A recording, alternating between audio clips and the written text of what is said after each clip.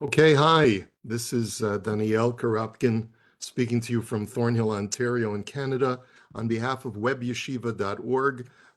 We are studying Moreh Nevukhim, Maimonides' Guide for the Perplexed. We are in section 3, and we are going to begin chapter 13 today. Chapter 13 is an extremely philosophical chapter. Now, what I mean by, now, of course, all of the Guide for the Perplexed is a work on Jewish philosophy. But what I mean is that by reading this chapter, you really feel that you're more in a philosophical milieu of the medieval age. Those of you who have studied medieval philosophical texts that have been written by theologians of the Middle Ages will see a certain similarity of where you start with a premise, let's say X, and X is challenged with a logical conflict, which is Y. And you have to try and come to a resolution or prove through logic that either X is true or Y is true. And you go through a whole process using logical argumentation. This seems to be sort of like the ebb and flow of the chapter that we're going to be seeing today. It's an important chapter because it deals with a very, very big question, which is what is the ultimate purpose of existence? Why does anything exist? Now, that's a really big question, and it's going to have some really serious ramifications for the Rambam. What I'm going to do is I'm going to share the handout. And as I say every week, if you're listening to this on audio, you can always download the handout either from webyeshiva.org in their course description of this particular chapter, or you can download it from the Facebook group Shiur in Moreh Nevukhim, and I certainly encourage all of the people who are studying Moreh Nevukhim to join that Facebook group so that you can be regularly updated with when we are and are not having class. Here's our preamble, and this is going to help us get our bearings. As we've mentioned before, the whole function of section 3 of the guide is to discuss God's providence, man's free will, the fact that a human being lives in a free environment to choose equally between good and evil, and that therefore man has to bear the consequences of his free-willed choices. This leads to us understanding that God is a providential God, that God reacts to man's decisions and either rewards or punishes man for his behavior throughout his life. This requires God to be knowledgeable, sentient, and aware of everything that is going on in our world. And it also requires the Rambam to deal with the very thorny question of why evil exists or how evil exists in our world. And that's what we've been dealing with the last couple of chapters. Our previous chapter, chapter 12, was where the Rambam wanted to argue in a way to try and demonstrate that true evil cannot be the direct result of God, because God is the antithesis of evil. God is absolute kindness and goodness, and therefore evil only exists mostly as a result of man's initiative. And that was what his argumentation was in the previous chapter. He also sought to minimize the existence of evil by pointing to the fact that the human being, as a creation of God, is only a small percentage of the totality of creation. And when you look at the totality of creation, you pan out with your panoramic lens way out beyond the construct of the human being. You see a world that is majestic, that is beautiful, that is perfect, that is properly structured, and evil seems to sort of disappear within the microcosm of this human being. And it really doesn't exist beyond the human experience, especially when you go into the celestial realm. So that's really why I have in the top of the handout, continuing the discussion of the existence of evil within the universe and the Rambam's effort to minimize such existence of evil. The Rambam appears to be continuing his line of argumentation that human beings are but a small component of creation. Thus, the evils that we find within man should not be construed as the totality of existence, but rather only a small part of it. Okay, so that's really where we're coming in. That's the mindset of the Rambam at this point. Now, with that in mind, the Rambam opens up this chapter with his own introduction, and that is, he says, philosophers, people who he says, if you'd like to follow along in the Pines edition, which is what we've been using throughout our studies, um, from Shlomo Pines, who did a very, very impressive translation from the Arabic into English several decades ago. You can find it's in the Pines edition on page 448, chapter 13. So he starts off with the preamble that often the minds of perfect men, really, he's really referring to philosophers. Philosophers often ask, what is the ultimate purpose of existence? As I will explain, says the Rambam, and by the way, don't get bogged down by the language that Pines used. What is the final end? In Hebrew, the terminology that both Ibn Tibon and Rav Kafach use to describe this idea of purpose is tachlit. What is the tachlis, right? What is the real function or the real purpose of everything that exists? And he says, the Rambam, as I will explain, this question is eliminated. In other words, the whole premise of this chapter is that to ask why does something exist or what is its purpose only makes sense under certain conditions. As I will demonstrate, says the Rambam, those conditions do not exist when we talk about the totality of existence writ large. Okay? And so sometimes a question is not an apt question if it doesn't fit with the construct that is in question. And this is really what we're going to be discussing. So I know it's going to be a little bit disorienting when we get started, but I promise that if you stick with us throughout this chapter, it'll begin to make sense. And the Rambam starts off and creates this dichotomy. There are two beliefs as far as how this world came to be. One is the belief of Aristotle, and one is the belief of the Torah.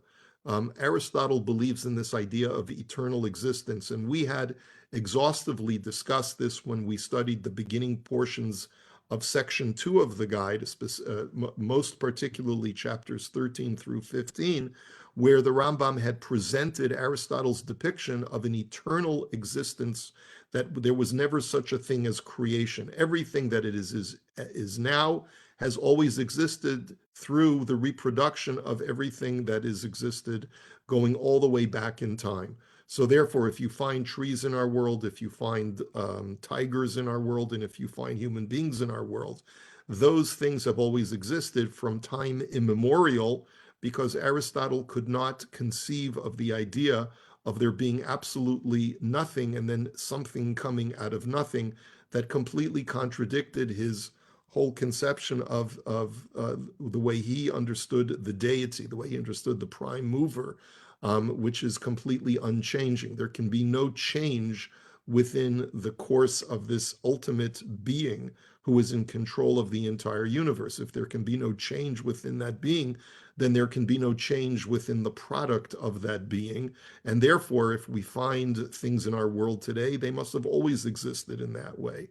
So the question becomes as to why or what is the ultimate purpose of everything that exists becomes a non sequitur, whether you subscribe to Aristotle's depiction of an eternal universe or whether you subscribe to the depiction of the Torah, that at one point there was nothing but God, and then at some moment in history, God created everything.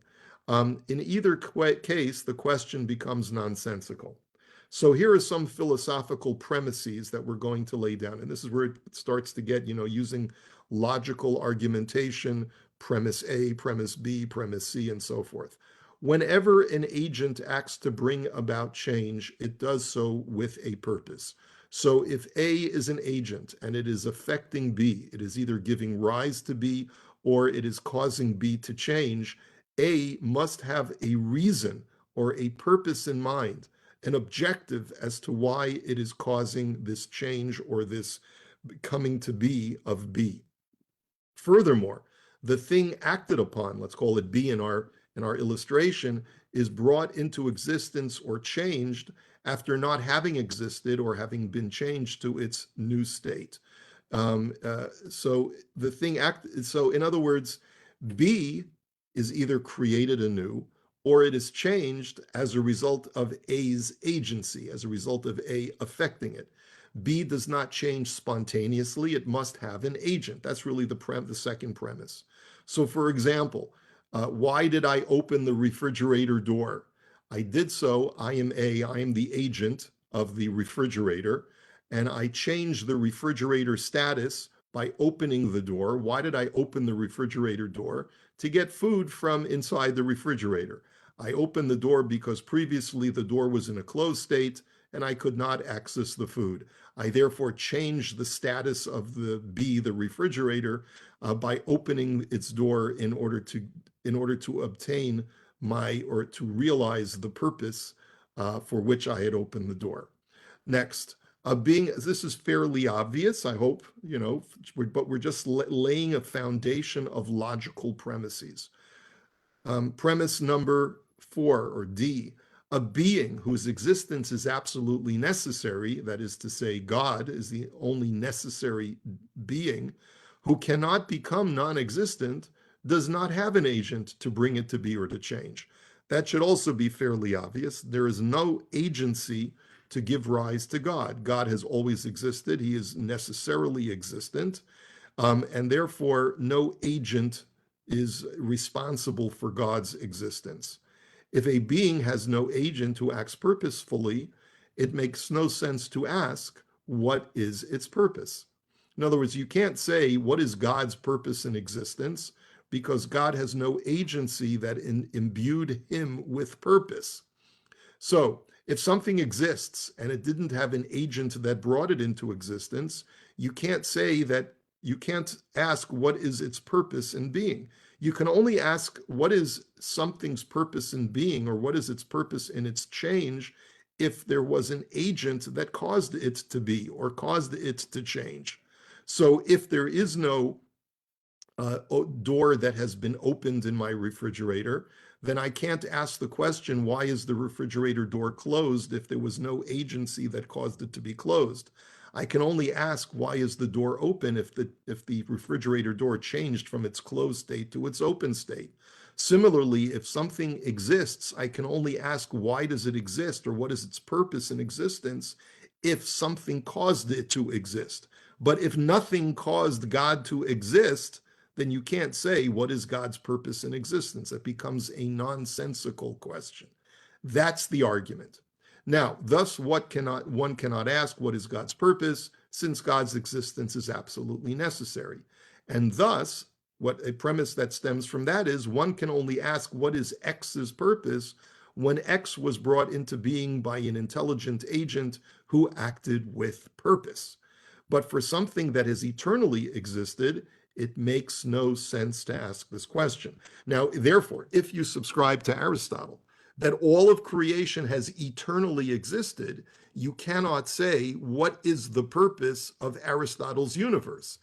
It simply has always existed. There has been no agent that has brought it into being, and therefore it makes no sense to ask, why does the universe exist, according to Aristotle? Now, we believe not like Aristotle. We believe in creation. And as such, we will have a better opportunity to ask the question, why does everything exist? But it's going to get tricky. So you'll see. So we're only at the very beginning stage. Next point that the Rambam makes. Based on the above, one should not ask, what is the purpose of existence, either according to our opinion that all existence was created, nor according to the opinion of Aristotle that all existence has existed eternally. Now, we will discuss each side of this divide. It is easier to approach this from the Aristotelian point of view of eternal existence, and so therefore the Rambam takes that on first. It's going to become more difficult to try and demonstrate that this question is not an apt question if you believe in creation, but we will get there shortly. So let's go and talk about this from the Aristotelian side. According to Aristotle, one cannot ask this question even for individual species. In other words, we've already pointed out that you cannot ask, what is the purpose of the totality of existence, because There was no agency for everything to exist since it has eternally existed. But maybe you could ask the question, why do aardvarks exist? Okay. Or such as asking, why do the heavens exist? Or why are the heavens of a certain dimension? Or what is the purpose of aardvarks and so forth? According to Aristotle, every single species of existence has eternally existed. The heavens have always existed. Aardvarks have always existed. And as such, none of the things that we find in the entire catalog of reality was brought into being with purpose. It simply exists as it exists without purpose and will never cease existing. Now, that should be, therefore, the end of the discussion. But the Rambam says, no, even according to Aristotle, it's not that simple because science is an endeavor that Aristotle was devoted to, and so many other philosophers are devoted to, trying to understand the nature of our physical universe. And you commonly find scientists asking the question, what is this thing's purpose? But the Rambam says there are two ways in meaning when you say, what is this thing's purpose? And therefore the Rambam points out, when you find in a philosophical text, even an Aristotelian text, what is the purpose of X in creation? That's a very different question from the question that we are discussing. To clarify, we need just to review that there, in classic Aristotelian philosophy, Aristotle coined the idea of there being four causes, meaning that when you look at an object that exists in your world today, you can ask the question in four different ways, what is its cause? You can say, meaning, you can say, what is its material cause? Meaning, what matter went into making this thing exist? So therefore, if you look at a wooden table and you say, what is the material cause of this table? The answer would be wood. That's the matter, the material that went into this table. You can also ask, what is its formal cause, which means what form contributed to its existence? Remember, because Aristotle divides the universe into matter and form. So the form that went into this table is the tableness, or the image or the thought of a table went into this table in order to give it its specific form that it looks like a table. What is its efficient cause? In other words, who is the agent that brought this table into existence? And the answer would be it was the carpenter. The carpenter is the efficient cause of the existence of the table. And then you would say there's a fourth cause, which is the final cause. What is the table's purpose in existence? Why does the table exist? Why was it created? And the answer would be because we needed a place to have lunch on.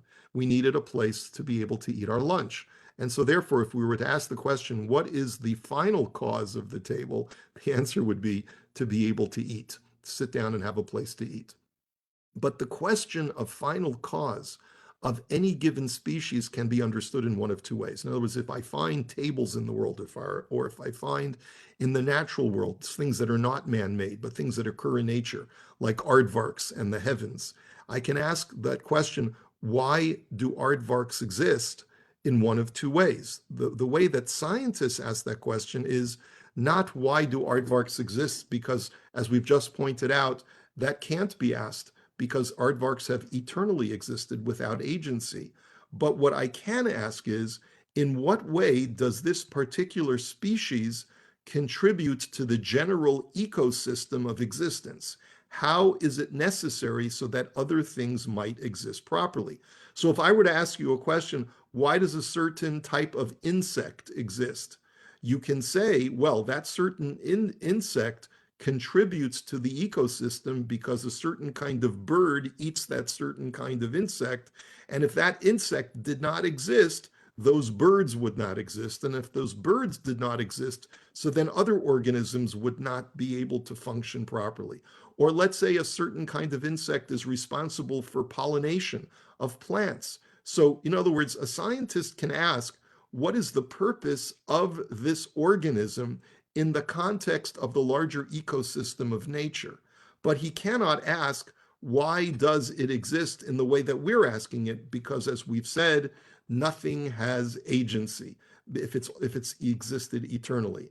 The larger question of our chapter is, why does anything exist? And that is not something that science can answer, since everything in its current state has always existed. And the Rambam realizes that this is a very, very thorny issue. It's a very difficult issue to get your head around. And the fact that there seems to be such order, another way of saying purpose in nature, where everything that exists seems to fit into an ecosystem, has led philosophers to believe in what the modern term is a teleology, an intelligence that guides and sort of make sure that the ecosystem of all of nature is functioning properly. That if you didn't have certain organisms that function in this particular way, the entire ecosystem could be adversely affected. So we understand that. We understand we recognize that there's a food chain. We recognize that there's an ecosystem that has to be very delicately balanced. And this is what causes philosophers to appreciate that there is an intelligent mover, an intelligent designer who's responsible for making sure that everything is maintained. But it doesn't necessarily require Aristotle to say that everything was created. Everything could still have eternally existed in its way. It just needs an intelligent being to maintain that delicate balance. Notwithstanding Aristotle's belief, however, says the Rambam, the fact that we witness great purpose in existence and such a balance in the ecosystem is one of the reasons why a belief in creation is more logical than a belief in eternal existence. Since once you concede that the world was created, you can assign purpose to everything that exists. And I can say, oh, it's a little bit more difficult, I think the Rambam is pointing out, to say that I can look at how aardvarks contribute to the ecosystem of our planet, but I cannot still ask the question, why do aardvarks exist writ large? Because everything that exists today has always existed, and therefore there was no agency to give it a purpose. But that's a little bit of a hair splitting that makes people uncomfortable, says the Rambam. And therefore, if we were to argue for creation and that everything was created out of nothing with purpose, with an objective in mind when it was created, so then it's much easier to see how there is this perfect balance in the universe, since not only is there a mover that guides things along once they exist, but there is a creator who brought everything into existence with this purpose of creating a perfect balance within nature. But let's go back to Aristotle. According to Aristotle, in all things or species that occur in nature, the efficient cause, the formal cause, and the final cause are all one and the same, which means to say that all of the different causes that we mentioned above, at least 3 out of the 4, putting matter aside for just a minute, but the thing that gives rise to this particular aardvark or this particular organism all have the same cause. And to illustrate, let's just give an illustration. We have 2 men. One man's name is Zayed, the other man's name is Umar. Zayed is Umar's father. We would say that Zayed is Umar's formal cause, meaning that he is the agent that gave Umar form through his act of procreation. Zayed and his wife procreated, and Umar was born. How did Umar get his form of being resemblant to his father and being a human being? He got it through Zayed giving form, just like a carpenter gives form to a table. Zayed gave form to his son. Zayed is also Umar's efficient cause, because just like a carpenter gives form, is both responsible for the efficient cause of the table, and it's the mind of the carpenter that places the form of the table into a table. So too, Zayed's father is both the efficient cause and the formal cause, the agent that structures Umar the way he is through creation. But Zayed is also Umar's final cause, which means if we were to ask the question, why does Umar exist? Why does Umar exist at all? You can't say, well, Zayed chose to procreate and give birth to Umar because he wanted to have a son because he wanted to have someone to take over his legacy or to work the farm and such and so forth and so on. No, according to Aristotle, independent of any person's thinking process as to why he does anything in life, the fact of the matter is that human beings do not have purpose, according to Aristotle. If human beings have always existed, then human beings have no other purpose than to make sure that that which has eternally existed in its state continues to exist in that state. And therefore, if we were to say, what is Umar's final cause? We would say his purpose in existence is to assume human form and nothing else. Because since humans have eternally existed, they were not created with agency. They have no other purpose other than perpetuation, to continue to exist. Since humanity has always existed, you can only say that the purpose of individual beings continuing to exist is to A, perpetuate humanity, and this must be done through procreation, since individual humans constantly die, and so must be constantly recreated. And B, to do so in as perfect a way as possible. That is, to be as perfect of a human as possible. Because if human beings mutate themselves over the course of time and become less perfect humans, then they are not perpetuating a perpetual creation. And since all you can say about something that has eternally existed is that its purpose in existence is to perpetuate itself, to continue to eternally exist, therefore, any individual human being only has one purpose, regardless of what I may think my purpose is.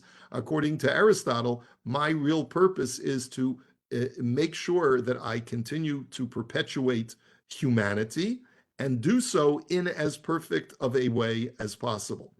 Now, this doesn't really speak to the ethics of humanity or the morality of humanity, but certainly when you boil down things to their final conclusions, to their most logical final conclusion, it certainly turns out that if you believe in eternal existence like Aristotle did, the whole function of being a human being is to be as perfect of a human as possible, since you are therefore contributing to the entire nature of existence by perpetuating it in the way that it has always existed.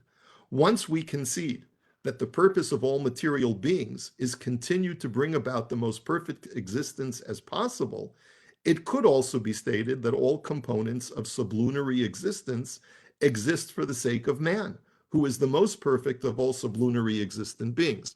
In other words, the Rambam points out the next logical thing that one might conclude using this Aristotelian argument is that if the purpose of every existent being is to make sure that everything continues in its most perfect state, then one could argue that maybe aardvarks exist because they contribute to the most perfect species that exists, which is human beings. And therefore, one might argue that everything that does exist, it continues to exist for the sake of the most excellent or supreme material being, which is the human being. Still, Aristotle cannot be asked, what is man's ultimate purpose? Since the only purpose of any existent being is to perpetuate itself in its species and ultimately do so in as perfect a way as possible. If human beings continue to procreate and reproduce humans properly, they are said, according to Aristotle, to have fulfilled their purpose. And just to quote directly from the text, it is accordingly clear that, according to the doctrine of eternity, the question of ultimate finality for being as a whole does not even arise. You cannot say, why does everything exist? Everything exists is not even because it has eternally existed. There is no other question as what is its purpose. Nothing can have purpose unless it previously had agency. God, you can't say what is God's purpose, just like you cannot say what is all of physical reality's purpose, what is the universe's purpose, since everything has always eternally existed. Now, that is the Aristotelian side of the coin, and as I said, that would be easier to address as to why this becomes an absurd question. What is the purpose of all of existence? But now let's examine this question from our point of view, that of creation of everything from absolute nothing. According to this idea, which is what the Torah tells us that we are supposed to subscribe to, everything, therefore, has agency. Everything was brought into being by God, who we must conclude had a purpose, had an objective in mind when he created everything that exists. So why can't we ask the question, why does everything exist if we believe in creation? So one ought to be able to ask, what is the purpose of all of creation according to our belief that everything was brought into being with agency? So the Rambam says, accordingly, some Jewish thinkers believe that the answer to this question is that all of creation's purpose is for the sake of man, so that man should worship and serve God. And the truth is, we have many traditional texts that allude to this idea. This would be true of all existent beings, both those that are lower than man, such as the plants and animals, and those that are higher in order, such as the celestial bodies. They all exist to serve man and allow him to achieve his purpose in serving Hashem. Now, remember, as I said in the preamble to this chapter, the Rambam does not invest a lot of stock in the primacy of man as being the crowning element of all of creation. Remember, the Rambam said man is but a small segment of the totality of creation, and there are many beings that transcend the material world that are far superior to man. And so the Rambam is setting us up. He's setting us up to tell us that this is not what we ought to believe. But he concedes that there are many great Jewish thinkers, even our Chazal, who seem to say that man is the crowning achievement and the ultimate objective for why anything exists, including the angels, including the celestial bodies, and including the entire order of nature that exists in our sublunary terrestrial realm. And there are, in fact, passages from Tanakh that support this thesis. As it says in Isaiah chapter 48, Lo tohu bira'ah, that God did not create this world for naught, but lashevet yitzara, God created this world for human habitation, for human habitation. So it seems that the prophet Isaiah is saying that man was the whole purpose of God creating anything. And as it says in the prophet Jeremiah, chapter 33, Ko amar Hashem, so says God, Im lo beriti yomam v'layla, were it not for my covenant that continues both day and night, lukot shamayim va'aretz lo samti, I would not have put into motion all of heaven and earth.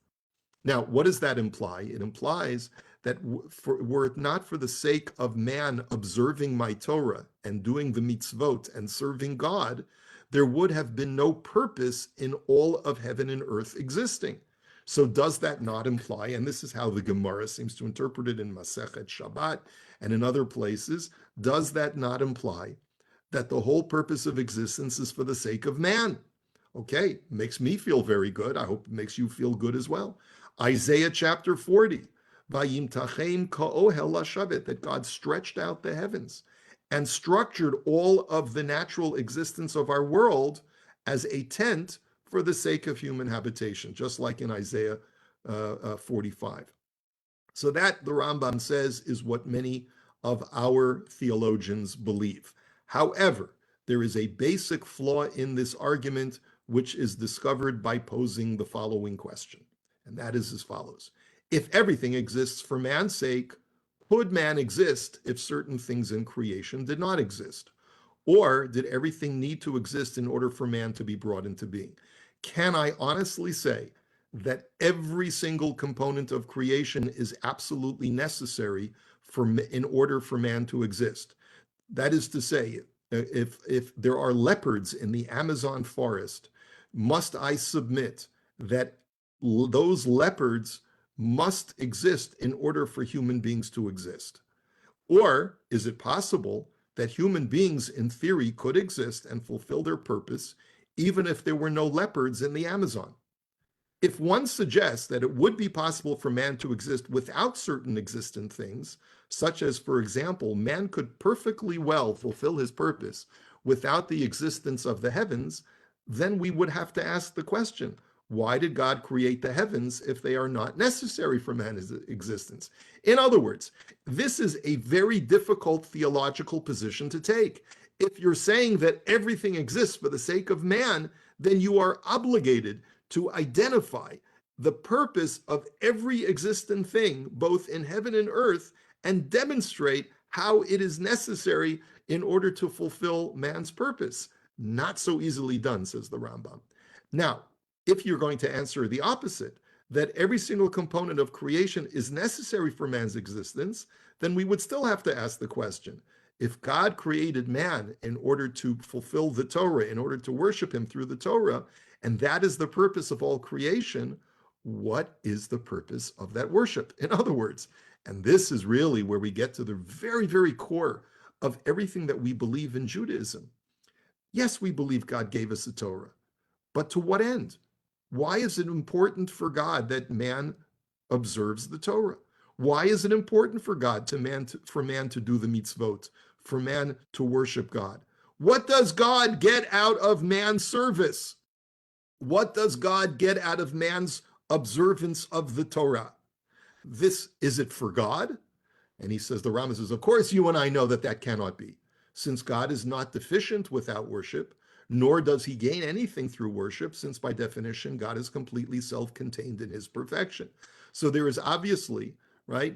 And of course, the Rambam doesn't even need to supply verses and dicta from our traditional literature, because that is so self-evident from everything that the Rambam has taught us up until this point in the guide about God's perfect essence.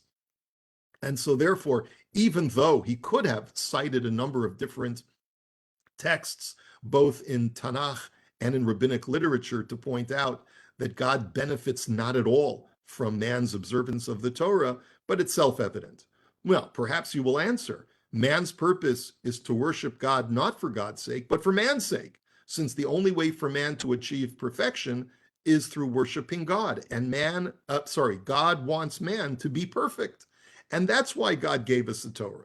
But we are still left with the question, granted the universe exists for man's perfection, but what is the purpose of man becoming perfect? Why did God create man in an imperfect state and ask of man to become perfect? What is the benefit of God creating a being who goes through a life filled with Torah observance in order to become perfect? Why does God want man to become perfect? And that in itself, in other words, it's always that, you can always continue asking why, and we're getting to the most ultimate why, which is, why does God want man to become perfect? If it's not for God, then who is it for? For man? Well, why does God want man to exist at all? Why does God seek the existence of perfect man? There really is no way to answer that question other than saying God so desired it to be this way, or God's wisdom deemed it to be so. Because ultimately, when we are pushed against the wall and we get back to this ultimate why, right, after answering a series of questions that a child might ask, why is the sky blue? Well, sky blue. Why is that? Why is that? Why is that? Why is that? Why is that? We get to the ultimate why. Why does God want human beings to exist in a perfect state? To what end? To what purpose? And you can only answer that by saying, says the Rambam, because God wanted it to be so. Now, you don't have to be a Maimonidean intellectual, rational thinker in order to conclude that. Even if you're a Kabbalist, the Ramchal in his introduction to Mesilat Yesharim, for example, has to submit that as well. God wanted there to be goodness and perfection in the world. Why? Well, because God willed it so. That's all you can say. There is no other way of explaining the ultimate answer to the why question. This is in effect precisely what the sages say in the following Ne'ilah prayer. And as we'll say on Yom Kippur, Ata hivdalta enosh merosh, God, you separated man and made him your crowning creation. Vatakirehu la'amod lefanecha, and you acknowledge that he should stand before you. But then we say, Ki mi yomar lecha matifal, who can say to you what you create? V'im yitzdak ma'yitin lach, and if he is correct, what can he give you? In other words, the Rambam is suggesting that this text basically says, we have no answer to the why. We don't even know why you created us. I don't know why I exist. Even if you tell me that my purpose in existence is to observe the Torah, but to what end? So that I can become a better human being? Why do you need me to become a better human being? Why? Why do I exist? And the answer is, it's God's will. They thus have explicitly stated that there does not exist a final purpose except the divine will alone. That even if you're a very, very committed Jew theologically and you want to try and understand the workings of the world, that is what you are going to conclude. We are thus left with a great dilemma. If man's existence has no understandable purpose, and if everything that exists was created for the purpose of man, then if everything else was created was not necessary for man's existence, or if everything else could have been created differently and man could still have existed, then all other existent beings doubly seem to have no purpose at all. Because A, being created for the purpose of serving something else which has no purpose, means that you have no purpose either. So even if you're going to say, you'll figure out a way of saying that even the leopards in the Amazon must exist in order for man to exist, but if we have no identifiable purpose as to why man exists, then we can't say that the leopards have a purpose either. And if you say that man could have existed without the leopards in the Amazon, then that only amplifies the question as to then why do leopards at all exist? Or why does anything exist outside of man? So we have only compounded our grief by submitting to a belief in creation. You thought it would be easy to make this question go away according to Aristotle, but we are still stuck. Even if we're going to say that yes, there is agency because everything was created and everything was therefore created with a purpose, but we're stuck now. At least with Aristotle, the question never starts. But according to us, we have a question, but we have no way of answering it. So based on these questions, we must conclude that the correct view of the Torah is in accord with the correct view arrived at through speculation. In other words, let's use our heads, let's use our rational faculties, and come to the correct conclusion, which we must conclude is the correct view according to the Torah as well. And that is, all beings do not exist for the sake of man, since there are so many components of creation that prima facie do not seem necessary for man's existence. And this is really the punchline of this chapter and how it connects very elegantly with the previous chapter. The Rambam's whole point of this chapter is to demonstrate that despite the fact that we see evil existing within the human condition, but look at the totality of creation. Look at the rest of the world. Look at the leopards in the Amazon. Look at the heavens. Look at the celestial bodies. Look at all of nature. And you'll discover that that evil does not exist in other corners of the universe, which are the greater preponderance of all of existence. Man is only a small component, and you cannot say that the whole purpose of all of existence is for the sake of man. To the contrary, beings exist for their own sake and not for the sake of something else as a general rule. Now, even according to our belief in creation, the question of what is the purpose of all created beings thus collapses, because now that we have submitted that the only answer that you can give as to what is the purpose of all things that exist is God's will, then that's, again, you're collapsing the question. You have no way of answering the question of why do things exist. We can only say that in virtue of his will, he brought into existence all the parts of the world, some of which were intended for their own sakes, while others were intended for the sake of other things who have purpose. Just as he willed for humanity to exist, he also willed that the spheres and their stars should exist, as well as the angels. Whenever the existence of something required a prerequisite existence, such as the human faculty of reason required sensory perception in order for the human mind to be capable of reason, God first created the prerequisite and then the ultimate objective. And we're almost done for today's portion of the chapter. We're going to have to divide this chapter into two parts. And therefore, the Rambam says, this view also finds support in Tanakh, that every component of creation was created for its own sake. As it says in Proverbs, Kol poal Hashem lema'anehu, means that Hashem created each existent thing for its own purpose. He translates the word lema'anehu for its own sake. It was created. Now, you could read the word lema'anehu would be referring to for God's sake, that God created everything for his sake. But basically, it's the same idea. Everything that exists is either for its own sake or for God's sake, meaning for God's will.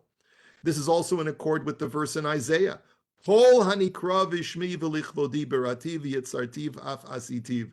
Anything that is everything that exists is called by my name. I created it for my glory. I formed it and I made it. Now, this means that everything that I have made, I made solely because of my will. And the reason for the multitude of verbs in this verse, berativ, yitzartiv, asitiv, is to allude to the idea that some things that were not necessary for their own sake were created for the sake of other things which were necessary according to God's will. Thus, he first created matter, for example, in order to give rise to necessary beings who possess materiality. That's a technical point just to explain the verbiage in that verse.